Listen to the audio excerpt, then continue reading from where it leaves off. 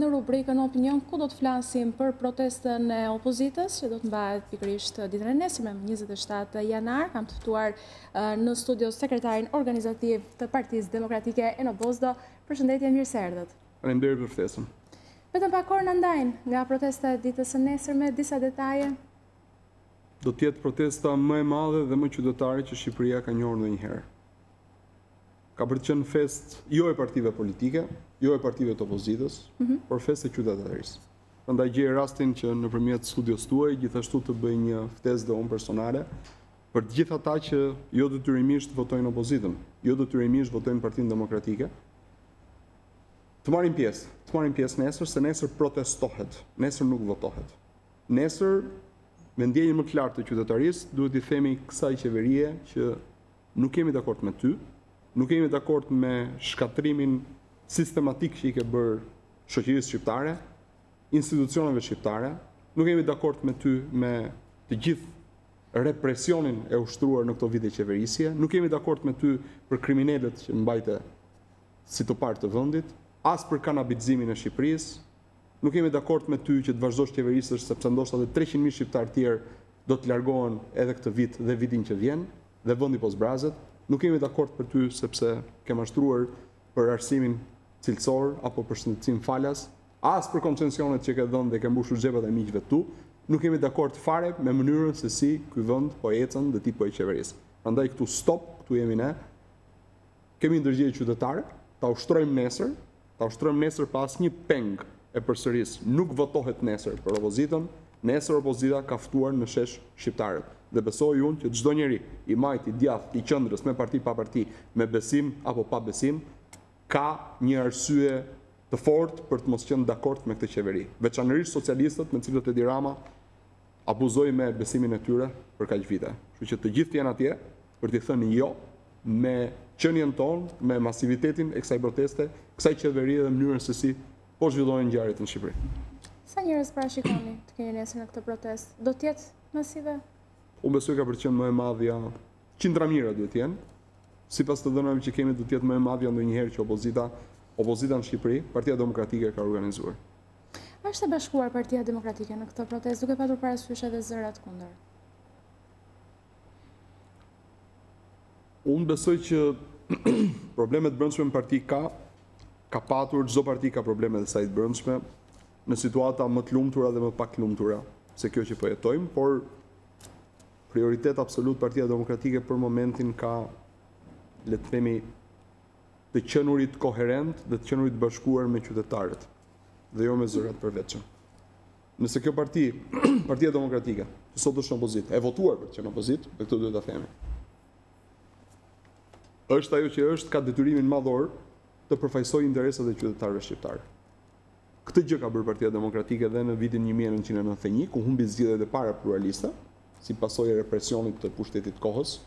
Këtë gjë ka bërë Partia Demokratike edhe kur ka humbur zgjedhjet që u bën në kushte të emergjencës civile dhe të luftës dhe të revolucionit armatosur në vitin 1997. Këtë gjë ka bërë Partia Demokratike edhe në vitin 2004, kur përgatitej për të fituar në vitin 2005. Mendimet brenda partisë mund të jenë të ndryshme, por unë besoj se të gjithë faktorët politik relevant, ata që mendojnë për të mirën e vendit të natë të parë, të gjithë teksojnë faktin që në protest njerëzit duhet të dalin. Partia Demokratike është e vetmja parti që përfaqëson interesat e opozitës shqiptare në këtë çaste dhe besoj të gjitha përpjekjet tona janë që të identifikojmë me qytetarët shqiptarë, të flasim në emër, me gjuhën e tyre, në këndvështrimin e tyre dhe në emër të tyre. Se sa e vështirë është kjo është e kuptueshme. Ne jemi një parti politike dhe pjesa tjetër nuk është shoqëri civile, nëse mund ta themi gjë të tillë. Por ky është detyrimi jon, të përfaqësojmë drejt shqetësimet dhe të ngrem drejt problematikat e tyre dhe t'i udhëheqim ata drejt një zgjidhje të pranueshme, e cila duhet ndodhi sa më parë për të mirë të vendit. Çfarë synoni të arrini me këtë protestë? Është vetëm fillimi i disa protestave? Synoni rrëzimin e qeverisë? Absolutisht po. Çdo protestë që organizohet nga opozita, jo në këto kushte të emergjencës ku vendi është, por edhe në kushte tjera më normale, meqense opozita është parti politike në këtë rast, sigurisht që ka qëllim kryesor rrëzimin apo shkurtimin e jetës së qeverisë. Ky është misioni i opozitës. Çdo opozitë në botë kërkon të shkurtojë jetën mazhorancës së qeverisë për arsyet e saj politike, shoqërore e tjera. Por a do të jetë vetëm kjo protestë? Jo, sigurisht nuk ka për të qenë vetëm. Sigurisht nuk ka për të qenë vetëm. Pra çfarë do të ndodhë me 28 janar? Të shohim çfarë do ndodhë në 27 janar. Në 27 janar ne presim të ndodhë tubimi më i madh i shqiptarëve për të thënë jo kësaj qeverie. Më tutje të gjitha llojet e skenareve janë të hapura. Ky është një vendim që do merret pas datës 27. Të shohim një herë përgjigjen, pra të shohim angazhimin qytetar të shqiptarëve dhe pastaj të gjitha opsionet janë në tavolinë. Po një gjë është e sigurt. Kjo është një rrugë nga e cila Partia Demokratike nuk tërhiqet derisa të ofrojë zgjidhje për këtë vend. Nëse do të jemi përballë një angazhimi fare të vogël nga qytetarët? Unë shpresoj në radhë parë që angazhimi, jo shpresoj, po besoj që angazhimi do të jetë shumë i madh. Dhe kjo gjë do të jetë një sinjal i fortë inkurajimi për Partinë Demokratike për të vazhduar rrugën që ka nisur. Të gjitha instrumentet demokratike janë atje, edhe lufta në kuvend, edhe opsionet e tjera të jetës parlamentare, edhe organizimi i protestave të tjera, edhe mosbindja civile, sigurisht do vinë në formë të përshkallëzuar në mënyrën e duhur, në kohën e duhur, sepse kjo është një taktikë që i takon shtabit Partisë Demokratike dhe të aleatëve për ta ndjekur. Por në kuptimin holistik, në kuptimin e gjerë, kemi hapur tashmë një derë e cila nuk ka për të mbyllur më. Derisa kjo qeveri të lëshojë vendin, derisa Edi Rama të iki nga kryeministri i vendit. E them edhe një herë, kjo nuk ka të bëjë me ardhjen në pushtet Partisë Demokratike nëpërmjet këtij instrumenti. Përkundrazi. Nuk e dëshirojmë as pak në këtë mënyrë, por duhet normalizuar vendi, duhen krijuar gjitha kushtet për zgjedhje të ndershme, zgjedhjet e 2017-s. Si duhet normalizuar vendi? Duke shkuar ndoshta në zgjedhjet parakoshme? Unë nuk besoj se vajtja me njëherë në zgjedhje, personalisht, nuk besoj se vajtja me njëherë në zgjedhje të parakoshme. Teza e opozitës është e qartë. Një qeveri antimafia. Ç'do të thotë kjo? Do të thotë që një qeveri e dakordsuar nga forcat politike, që të ketë mision parsor luftën kundër krimit, kundër grupeve kriminale, luftën kundër drogës dhe plotësimin e kushteve për zgjedhje të lira dhe të ndershme, çfarë nuk kupton dhe bërjen dhe çuarjen me seriozitet përpara të reformës zgjedhore. Me gjithë ndryshimet përkatëse të identifikuara tashmë, të cilat mazhoranca ka vite që i kanë trueza, po asnjëherë nuk merr përsipër ti trajtoj, në mënyrë që e para të shkëputet përfundimisht lidhja e krimit me politikën, financimi i politikës nga krimi, blerja e votës në mënyrë të tmerrshme masive siç ndodhi në vitin 2017, represioni i administratës, represioni shtetëror, represioni i grupeve kriminale në zona apo territore të caktuara dhe nëpërmjet reformës zgjedhore gjithë shqiptarët të jenë të përfaqësuar, të ndihen të përfaqësuar, të dihet që vota numërohet ashtu siç idhet dhe ai që zgjidhet vërtet i përfaqëson njerëzit. Kjo është thelbësore nëse ne duam të arrijmë të normalizojmë vendin. Dhe e kemi thënë qeveria antimafia mund ta quajmë qeveri të gjitha lloje, por misioni thelbësor i kësaj qeverie ka për të qenë pikërisht këtu. Po, dhe si do të jetë përbërë kjo qeveri? Kjo ngelet për diskutuar muaj me muaj më vonë. Ne do të shikojmë se si do zhvillohen ngjarjet. Po të vi puna deri këtu të jeni sigurt që edhe përbërja do të gjendet. Mjafton që misioni i kësaj qeverie të jetë shumë i qartë. Dhe besoj në platformën politike, në instrumentin politik që ka opozita, këtë gjë e ka shpallur qartë, një qeveri antimafia që e para stabilizon vendin nga pikpamja e krimit, korrupsionit dhe parave të hedhura në fushat, e dyta ndërmerr reformën zgjedhore për t'i çuar të gjitha forcat pas një kthim kokë mbrapa në zgjedhje të lira dhe të ndershme. Pastaj se kush qeverisë, këtë e vendosin shqiptarët dhe s'm takon mua tani të bëj parashikime.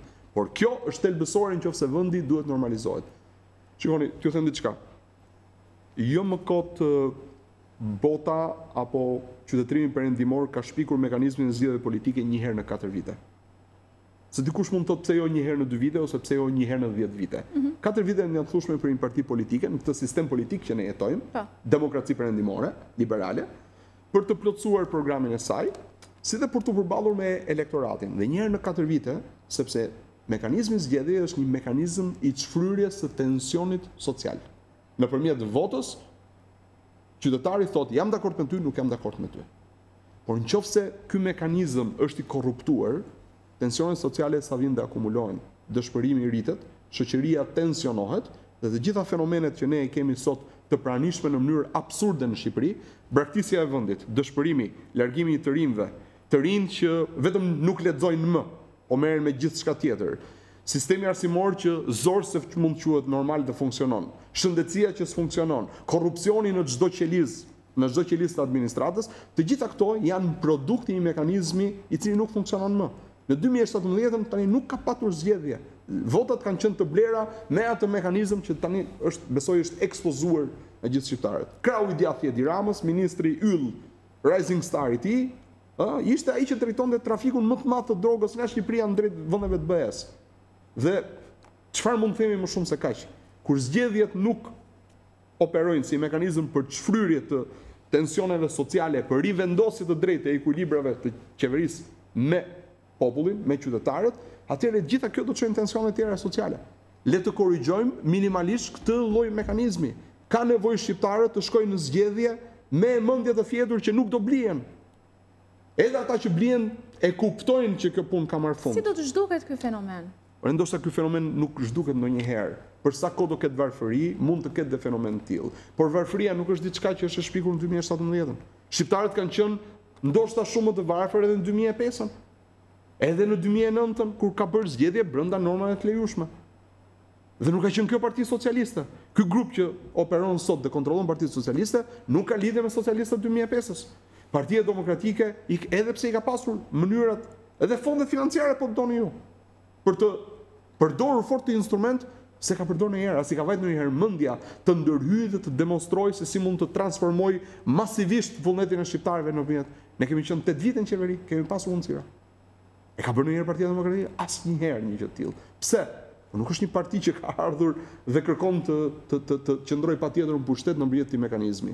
Grupi që ka kapur sot, mafia që ka kapur sot Partinë Socialiste, këtë e ka të domosdoshme, por ky mekanizëm i bie mbrojtja e parë dhe e fundit e Edi Ramës dhe ai përgjigjet personalisht për çfarë i ka shkaktuar këtij vendi. Dhe nuk do të jetë largë dita edhe për këtë. Prandaj, në radhë të parë të kpusim lidhjet e krimit me Edi Ramën. Dhe kur them Edi Rama, jo Edi Rama personalisht, por Edi Rama si kryeministër i Shqipërisë, sepse është përgjegjës direkt për ushqimin e këtij zakoni kaq të poshtë që po shkatron institucionet e Shqipërisë, të ardhmen e Shqipërisë dhe shpresën e shqiptarëve. Këtë duhet ta bëjmë, se si do bëhet kjo ngelet për të parë modalitete. Më tutje nëpërmjet një periudhe normale të bëjmë një reformë zgjedhore që të shkojmë minimalisht në zgjedhje si fqinjët tanë. Nuk po pretendojmë si vendet e Bashkimit Evropian, as si Shtetet e Bashkuara të Amerikës, po minimalisht në kushte normale ku secilit votojë dhe vota e tyre të numërohet dhe të gjejnë njerëzit janë të përfaqësuar, me njerëz më të mirë të mundshëm. Ju në këtë protest shkoni me LSI-n. Si e shihni bashkëpunimin me Lëvizjen Socialiste për Integrim? E shihni afatgjat?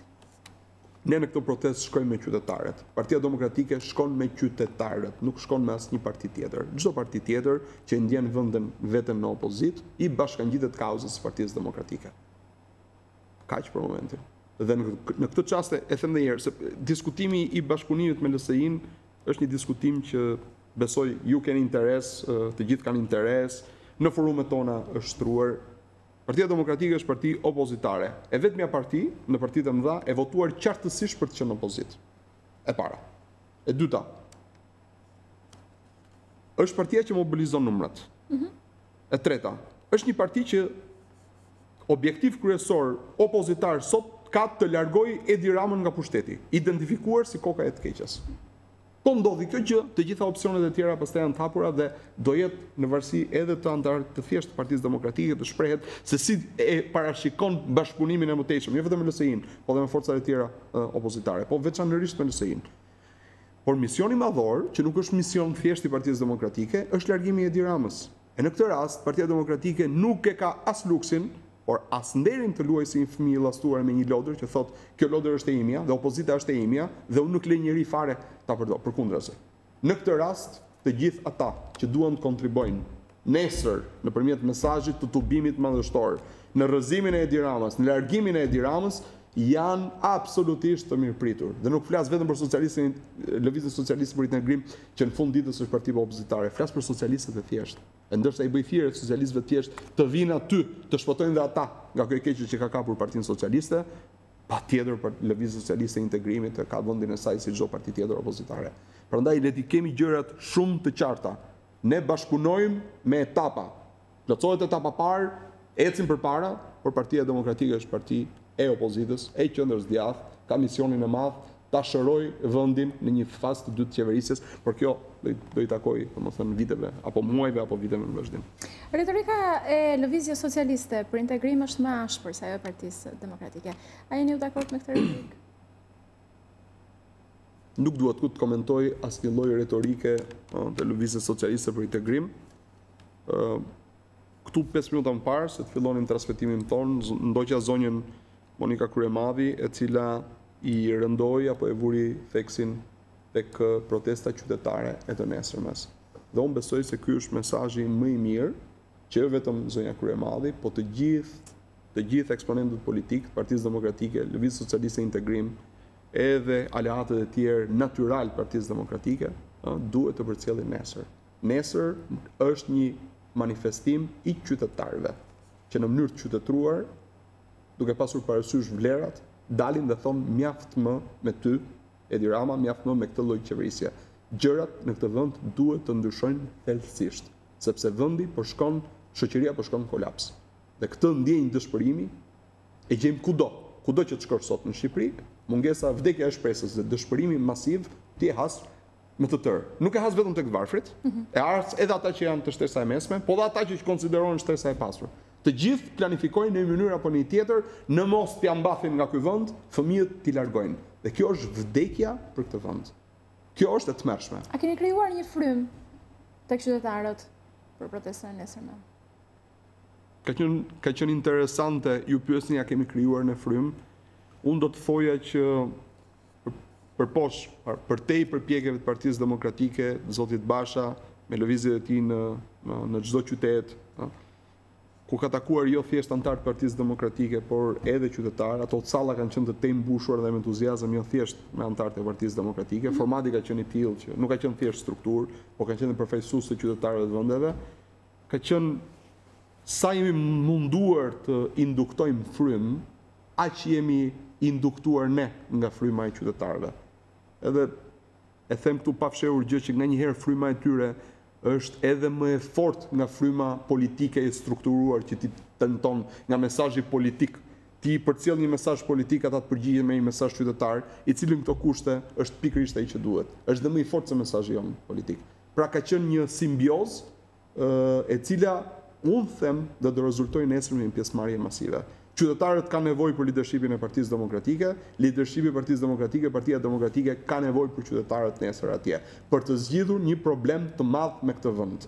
Po të zgjidhet ky problem, të gjitha çështjet e tjera janë lehtësisht të zgjidhura, sepse ky vend ka njerëz të mirë, me vullnet, të cilët kanë treguar jo një herë, por disa herë që kur duan e çojnë vendin në drejtimin e duhur. Kur duan e çojnë vendin në drejtimin e duhur. Partia Demokratike me qeverisjen e saj, me të mirat dhe të këqijat e saj, me problemet dhe arritjet e saj, ka pasur drejtim kryesor interesin e vendit. E ka çuar vendin, ndoshta pak më shpejt, ndoshta pak më ngadalë, në rrugën e duhur. Liberalizimi i vizave, futja në NATO, rritja e investimeve tuaja, punësimi, stabiliteti ekonomik, stabiliteti social, të gjitha këto nuk mund të harohen, nuk mund të nxerrohen me 5 vite qeverisë së Edi Ramës.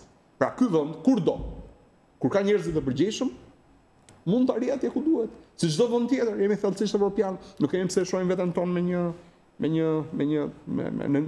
një prizëm të tillë të keqardhje ndoshta. Kështu që le të zgjidhim të keqen më të madhe që është ky zotëria që sot është kryeministër. Me të zgjidhur këtë, të gjitha mekanizmat janë atje dhe ky vend për një periudhë të shkurtër kohe stabilizohet dhe i rikthehet rrugës së nisur, ndoshta që në 1990 kur kërkonim që gjithë Shqipëria të bëhej si Evropa.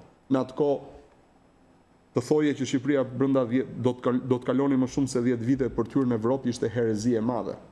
Por në fakt ja ku jemi pas 27 viteve, si duket rruga e demokracisë i ka dhe këto ulje dhe ngritje, i ka dhe këto shmangje nga rruga kryesore, por prandaj jemi që në një çast caktuar të tregojmë rrugën njerëzve dhe të kërkojmë përkrajjen e tyre për të arritur atje ku duhet.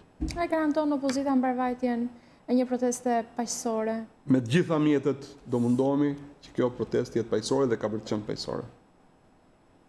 Zoti Bozdo, faleminderit që ishit me ne në studio. Faleminderit ju për ftesën.